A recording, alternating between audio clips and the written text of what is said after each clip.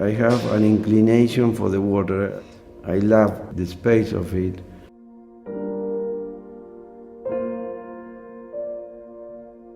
I'm also an art collector, but I'm not obliged to buy. I mean, if a masterpiece appears, then I buy because of the masterpiece, because of the piece itself. It's the piece who commands the decision. As a real estate developer, it's the same. I'm not obliged to develop.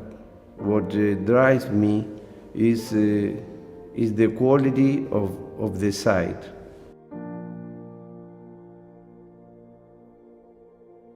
I did have two frontages of great value, and the building had to reflect those forces of nature in some way. I did decide to do a very minimalist building. I didn't want some extreme form that competed with these forces. And in doing that, I split the building like splitting the oceans, and turned it into two volumes and opened in the middle of it a monumental door or gateway that connected ocean and bay. And that became the centerpiece of the project. I thought actually the space, the void, the emptiness was more important than the object, the form. And that, in fact, maybe the form should fade away and focus on this grand space that symbolizes that linkage.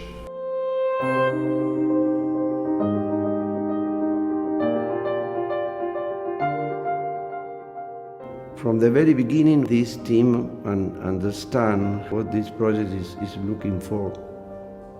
They are citizens of the world. They share the sophistication and the aesthetic, the love of creation, the perception of the whole.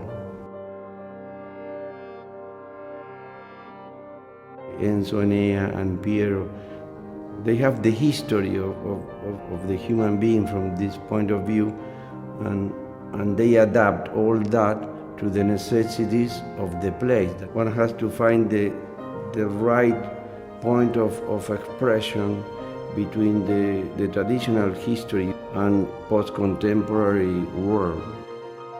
I'm a modernist architect.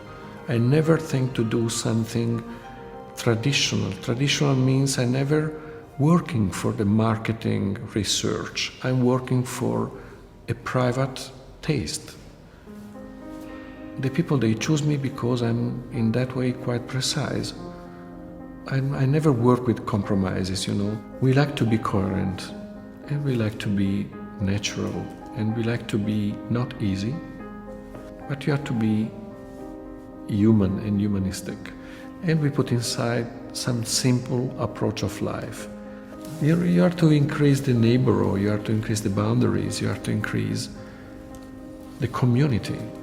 What we do is we bring another proportion into it with the garden, with the outdoor space that interacts with the place, creating microclimates and using trees as shadow, lighting, and we mix together architecture towards art to create interesting space.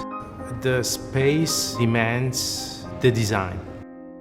I think that art is integrated in our life, and it's an important proposition within OCEANA. OCEANA Bal Harbour, I think, is a fantastic example of how art can function.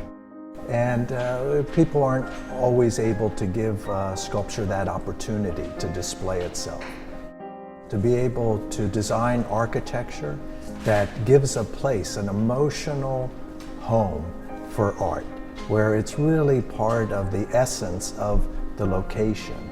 And it's a place where artworks can really interact with residents' daily life. Jeff Koons, he's very profound and clever. He takes into account the history of art. These two pieces actually are revisiting of the history of art. but with own postmodern, post-contemporary statement and individual view of art. The two works at OCEANA Bal Harbour they're based in a sense of mythology of Pluto and Proserpina. This is really a symbol of the seasons and of the changing of life and the passions of life, the energy of life. But I think both of these works function very emotionally about a sense of opportunity, chance of transcendence that we have in our lives, to exploit the freedom that we have. Everything converges into a unique proposal, a differential proposal. I like to think it's not the only place to be. It's the first place to be in Bal Harbour now.